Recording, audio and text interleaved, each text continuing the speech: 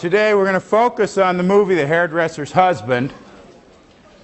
On Wednesday, the readings are brief but important from the 19th chapter of the Gospel of Matthew and from the first 3 chapters of the book of Genesis. Don't rely on your memory. Those particular pages, small as they are so familiar to us it's almost impossible to see them. You have to defamiliarize those texts in order to read them with an open mind and with an attentive ear. So, go back, read Matthew 19 first, and then read the text from Genesis that Jesus is referring to in Matthew 19. Don't rely on your memory. Try to read it as if you don't remember it.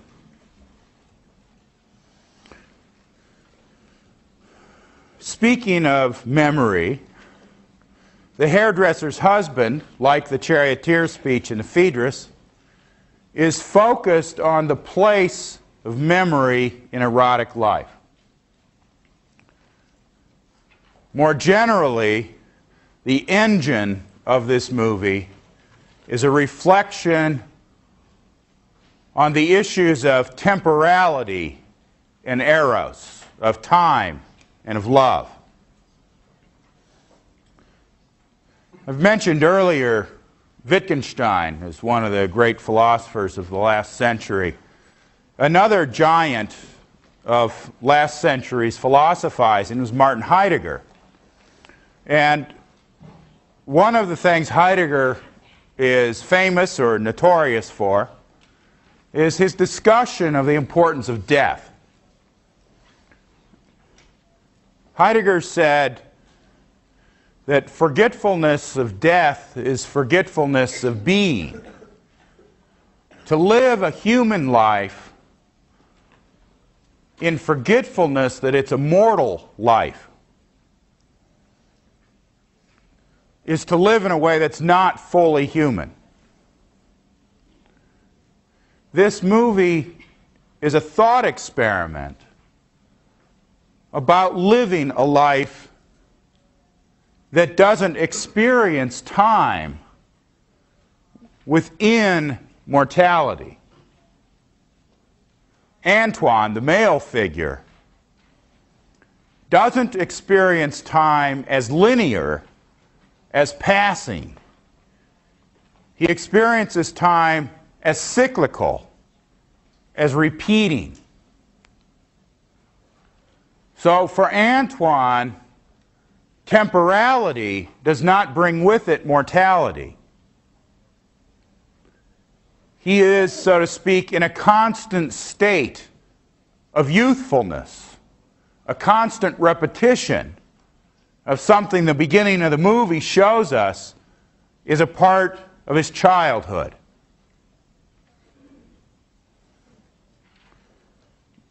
There's something rather comic about a grown-up, an adult, repeating his or her childhood. The movie shows us some of this comedy with the theme of the woolen swimming trunks.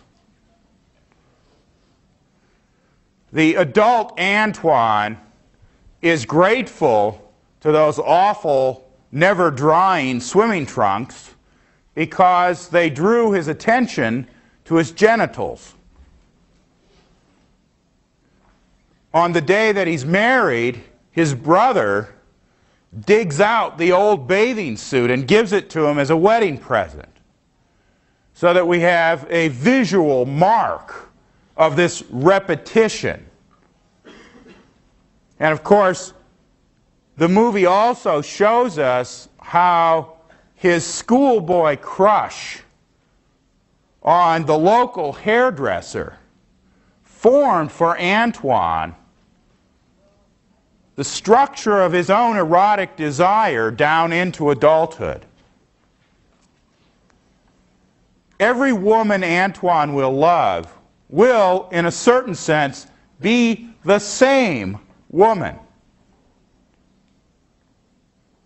He will always be the hairdresser's husband. And who that hairdresser is, you might say, of only secondary importance. In this respect, Antoine is an embodiment of the type interpretation of Aristophanes' myth. But notice that Antoine is not, so to speak, merely born with that type. The type instead comes through memory, through lived experience.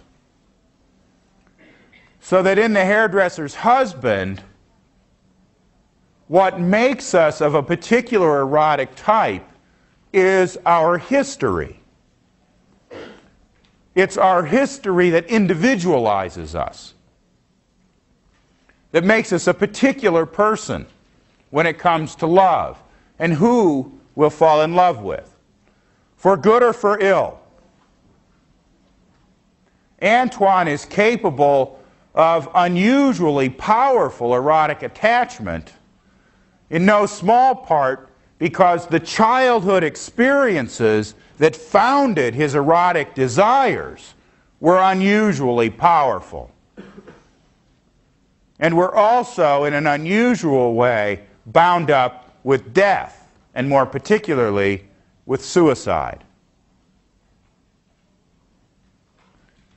So, the figure of Antoine is a figure who flees from temporality into a kind of timelessness. Timelessness through repetition.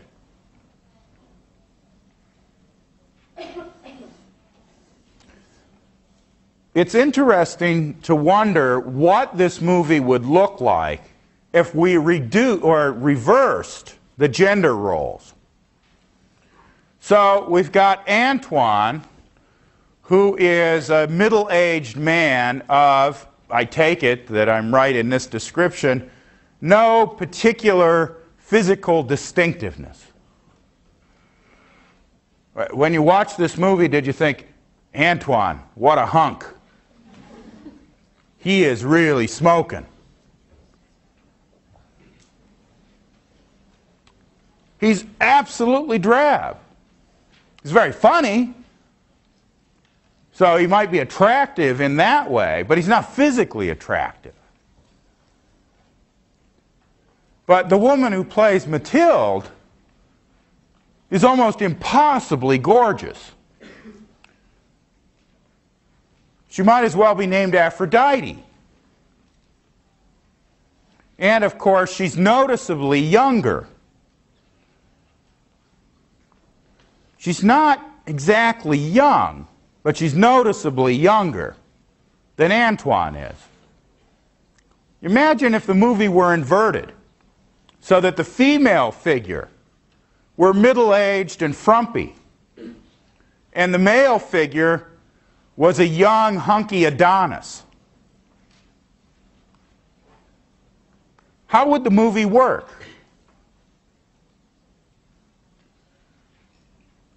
I think that, at least in our place and time, the movie is thinking that the male experience of temporality is different from the female experience of it.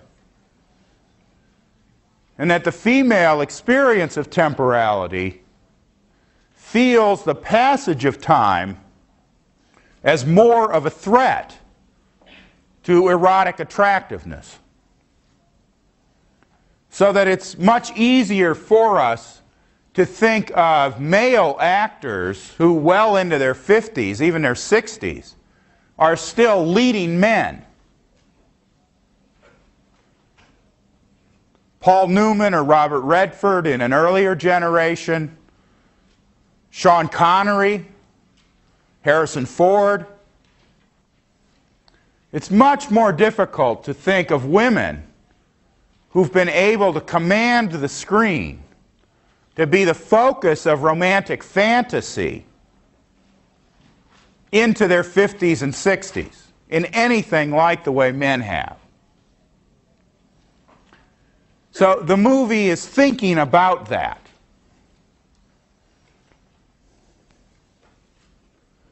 I want to show a clip from the movie that I think brings together some of these themes of the timeless and the temporal, the fleeting, in a particularly powerful way.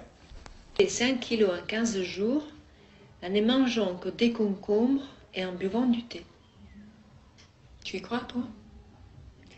Où tu lis ça? Ici. C'est sans danger. Ils disent que c'est médical. Quelle heure est-il? 7h moins quart. On ferme.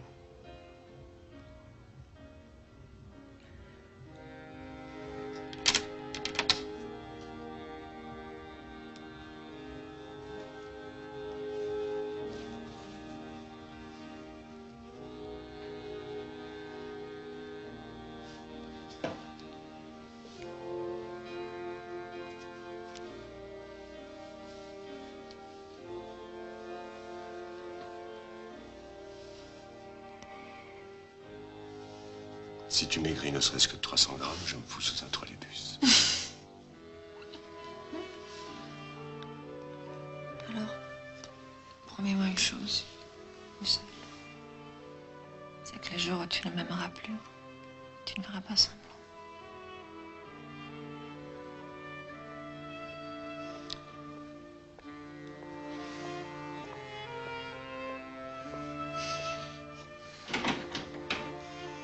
C'est un client. Ce sera un client pour demain.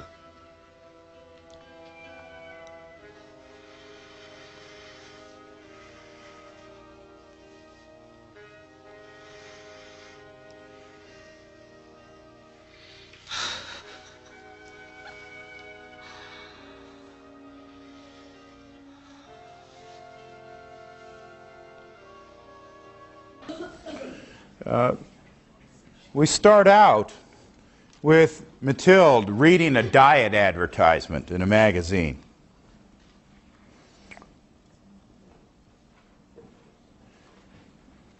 Antoine, after she unbuttons her dress and he's caressing her, Antoine says to her, "Lose half a pound and I'll throw myself under a bus." Now, what does Antoine think he's saying when he says that? He's saying, Mathilde, you shouldn't have any worries. I love you completely. There's nothing for you to change. I can't imagine loving you any more than I do right now. I love you so much that any change that you tried to make wouldn't make you any better for me. Things are perfect. But the thought that goes through her head is, the day you don't love me anymore, don't pretend you do. So he says, you're perfect. If you lose a pound, I'll throw myself under a bus. And she thinks that he said, don't change. If you change, I won't love you anymore. What he means to say is an expression of timeless repetition in a perfect romantic bliss. And what she hears is a threat to their relationship as the inevitable changes of time weigh upon them, and most particularly on her. So the very thing that Antoine thinks he can say to reassure her turns out to put words on her deepest anxiety, the anxiety about the mortality of their love. This goes along with a number of other things in the movie.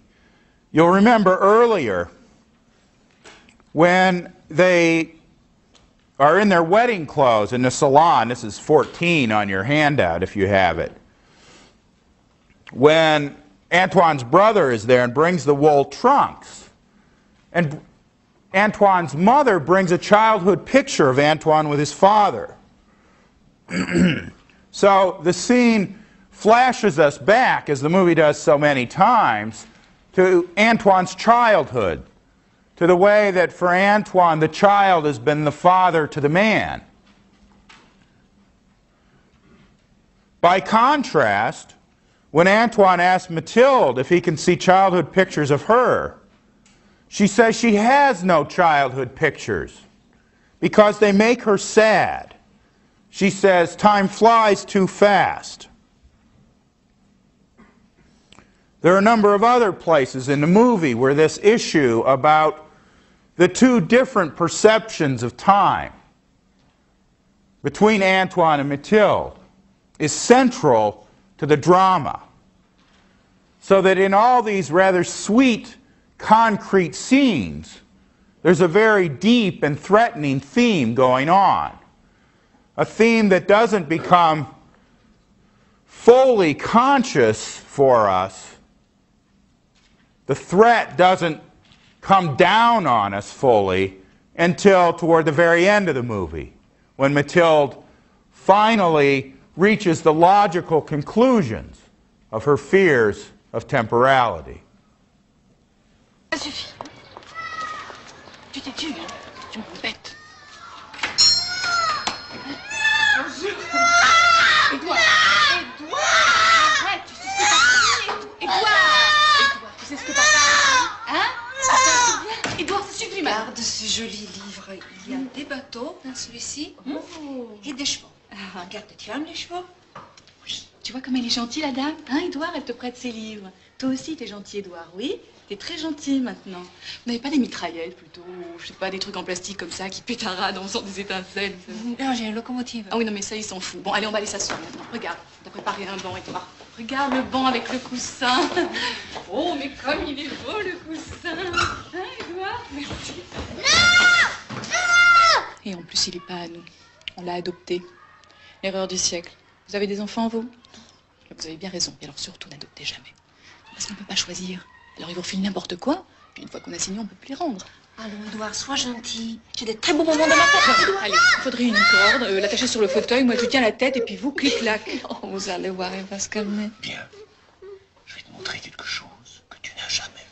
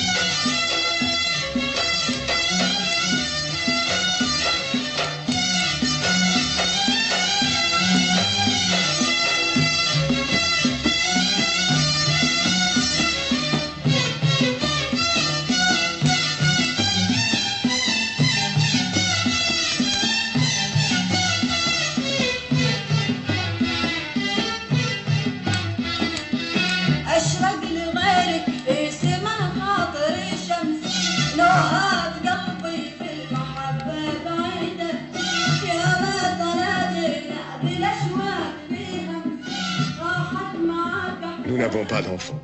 À quoi bon? Nous avons ceux des autres, Édouard, Paul, André, Armand, Jérémie, Étienne, Simon. Certains frissonnent sans doute au moment du shampoing. Nous les frisons pour les communions, dégageons davantage en veille de vacances, pas trop court sur la nuque lorsque l'hiver arrive. Et Mathilde garde toujours son ventre plat, ce ventre lisse qu'aucune grossesse ne viendra jamais déformer. Nous n'avons pas d'amis non plus. Nous n'en avons jamais eu. Qu'est-ce qu'ils auraient pu ajouter à notre vie? J'ai toujours trouvé louche cette manie pour un couple de sortir avec d'autres couples, de s'inviter mutuellement, de passer les vacances. Tout cela avait toujours été pour moi la preuve d'une insuffisance d'amour, une brèche colmatée par une amitié extérieure. Je suis bien avec toi, Mathilde. Nous sommes heureux ensemble. Il n'y a que cela qui compte. Ah, c'est fini. Mais tu vois, c'était pas grand-chose.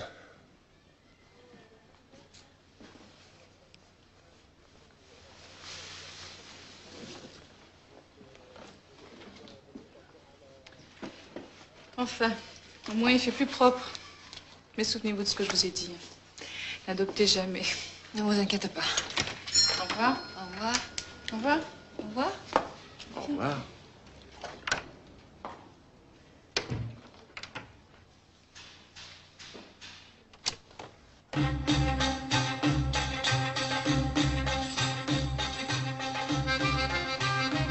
Tu aimes celle-là? Je la connais pas, je l'ai depuis hier. Elle est très jolie. Viens danser avec moi. Non. Allez. Mais non. Allez. Tu sais que je ne sais pas danser sur ces musiques. Moi non plus, je sais pas, ça n'a pas d'importance. Tu fermes les yeux et tu dis que personne ne te regarde. Allez. Allez, allez, viens. Allez.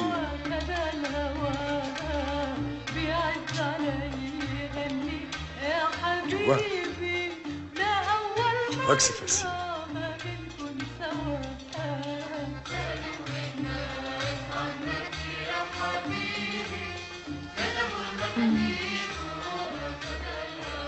Un jour, j'achèterai un billet de la loterie. Un seul. Je gagnerai le gros lot, bien sûr. Et je t'emmènerai en croisière sur le Nil. Et nous danserons sur le pont d'un bateau à aube.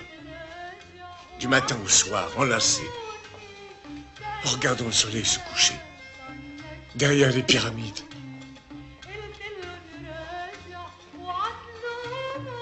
Serre-moi fort, Antoine. Serre-moi fort. Que mes seins s'écrasent, que je ne puisse plus respirer. J'ai peur qu'un jour tu n'aies plus envie de me faire danser. Mais qu'est-ce que tu racontes?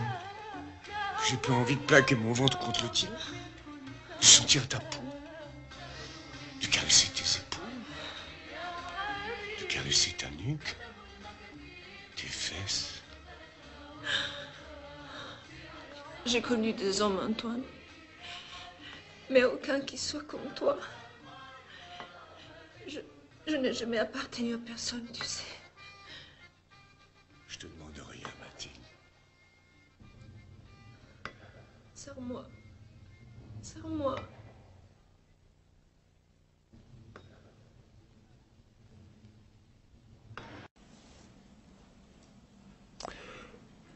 The second scene from this clip about Edward the Awful Boy.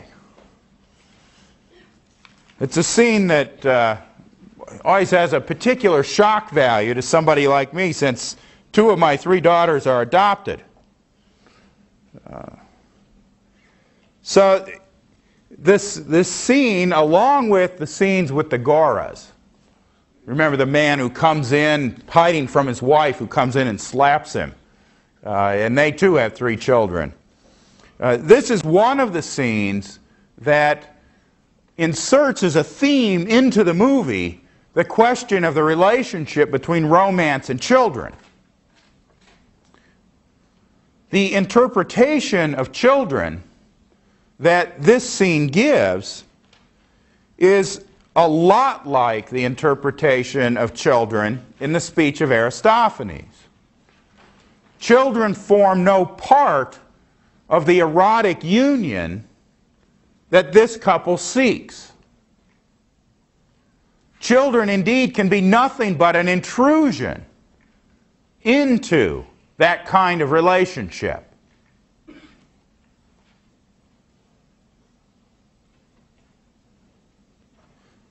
In an earlier scene when Antoine is dancing, as he normally does, dancing seems to me here a symbol of his timelessness, of his ability to, so to speak, live so completely in the moment that he doesn't experience the moments as passing. In an earlier scene, at 16, Antoine says to Mathilde, "We'd be so closely welded that nothing cold or evil could slip between us." This is just after they're getting married. The very word weld seems to be drawn from the scene when Vulcan comes and speaks to the lovers in their bed and asks them what it is they most truly want. This couple, Antoine and Mathilde, they know what they most truly want.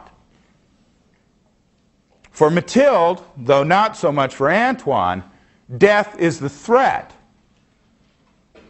to that enduring relationship.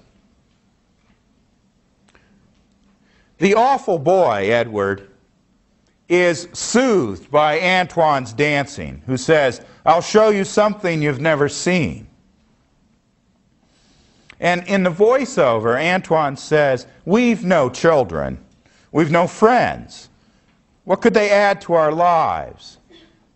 He says that when couples spend time with others, it's a proof that their love is lacking.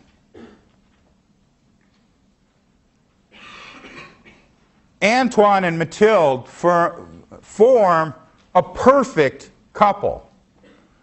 A couple that's perfect not only because they satisfy each other's needs so well in such a complementary way that they really are each other's other half, but they also form a perfect couple because they're a closed couple, not an open couple. You may have noticed that when one of your friends is in the throes of falling in love or establishing a romantic relationship, they often seem to disappear from view for a while. They go into a kind of romantic cocoon. Their friends complain, "Hey, you never go out with us anymore." And all they do is smile sheepishly, but they don't go out with you any more often. There's a kind of enclosure that at least a certain stage of romantic love seems to offer to us, to invite us into. Antony and Mathilde are trying to live out that life of enclosure. It doesn't mean they're mean to other people, far from it. But it does mean that everything except themselves is exterior to the nature of their erotic love. And most particularly, children are exterior to it. If they had enough sex, particularly of the type that we now call unprotected, what a romantic term that is, they might end up with a baby or two, but the damn things would be in the way. How many movies can you think of, and I'll tell you, I've tried because I'd stick them in the course, where a central aspect of the romantic attraction between two lovers is their desire to have children through each other's bodies. Children in a romance are almost always the cause of comic impediments to the lover's romance. They are virtually never the expression of or the culmination of the lover's romance.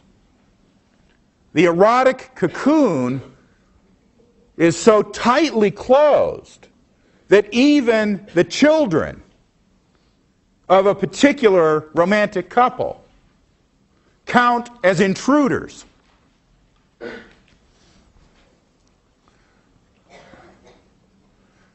Now, I suspect that a lot of you would be surprised, not to say mortified, to find out how much of the time that your parents spend on dates, and they do still go on dates, whether you like it or not, how much of the time they spend talking about you. Even if you're a grouch, that's still what they talk about. Do they experience you as an intrusion into their relationship? Or do they experience you as such an integral part of the relationship that when they're together, trying to have the kind of intimacy a good conversation provides, the most natural topic of that intimate conversation is their child, their children?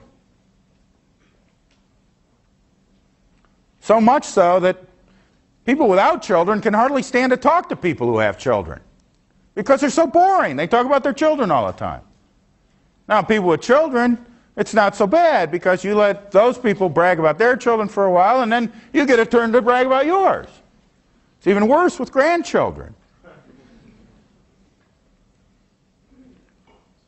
So the movie is focusing on the way that children are perceived as intruders within this Aristophanic model of the welded, enclosed couple. The structure of the actual desire for union between these two human beings has as no aspect of it a desire for procreation or reproduction. Antoine goes so far as to describe the effects of pregnancy on Mathilde's body as something that would deform her. Her flat belly will never be deformed by pregnancy.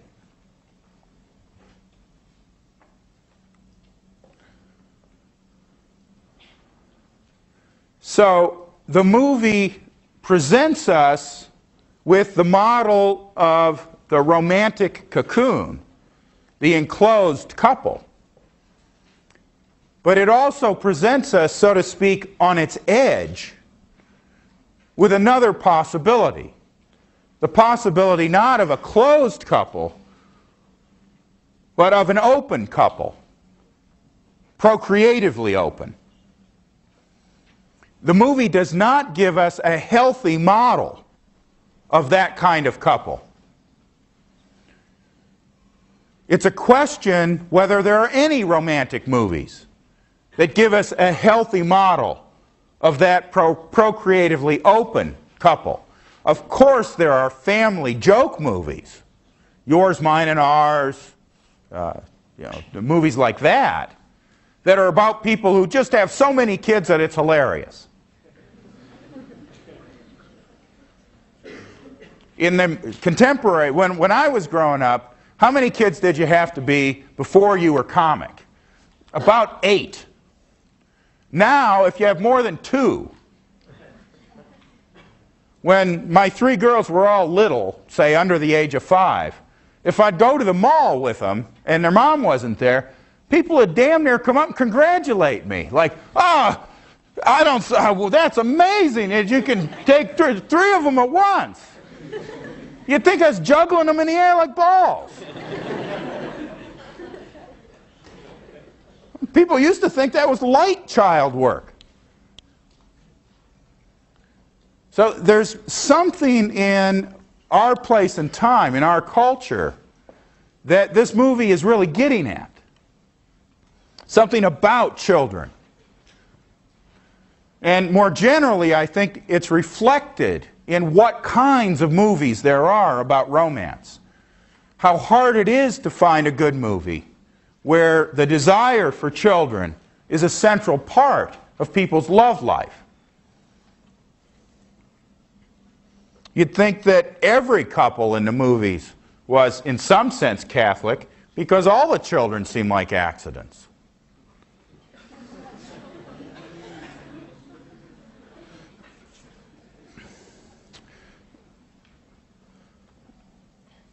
So let's think a little more about the figure of Mathilde.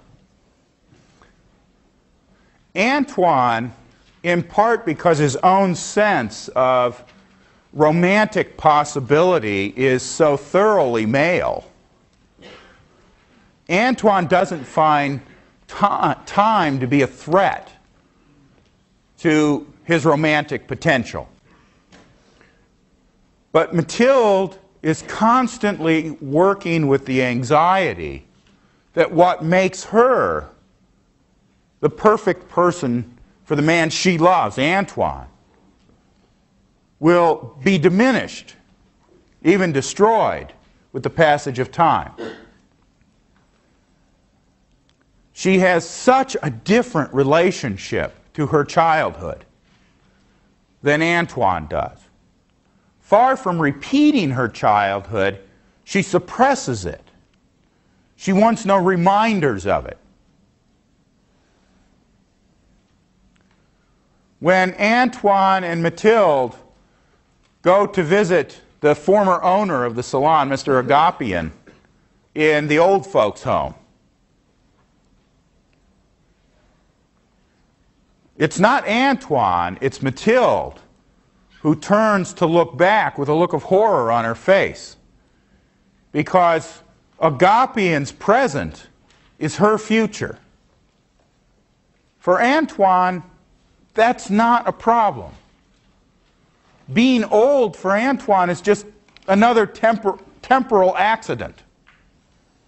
It's not something that changes his life in some fundamental way.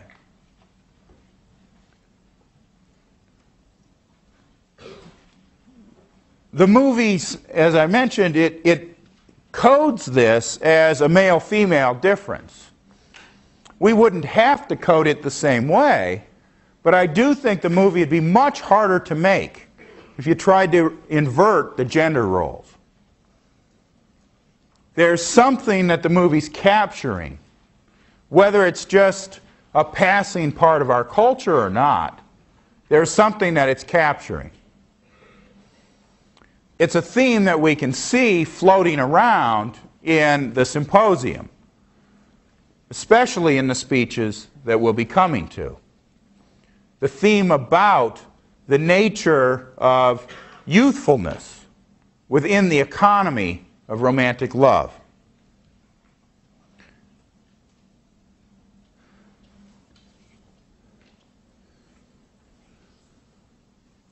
Aristophanes' speech allows us to think of union, reunion, that kind of the intimacy of the closed couple, as the center of our erotic desire.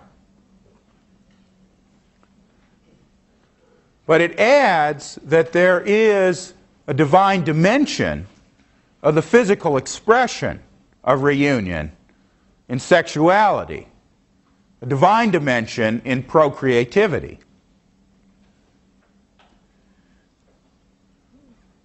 Part of what we'll be doing on Wednesday is to think about how these texts from both the New Testament and the Old are, in their own way, working out the economy of union and of procreativity within their conception of marriage and sexuality. In The Hairdresser's Husband, the last word on the nature of our erotic desire comes from Antoine, who says, enigmatically enough, the hairdresser will be back. Because Antoine is always dancing. He is always living in the mode of repetition. For him, the hairdresser will always be back. So he's dancing and he's dancing all the way to the grave. seems like a nice theme as we move into Ash Wednesday. See you then.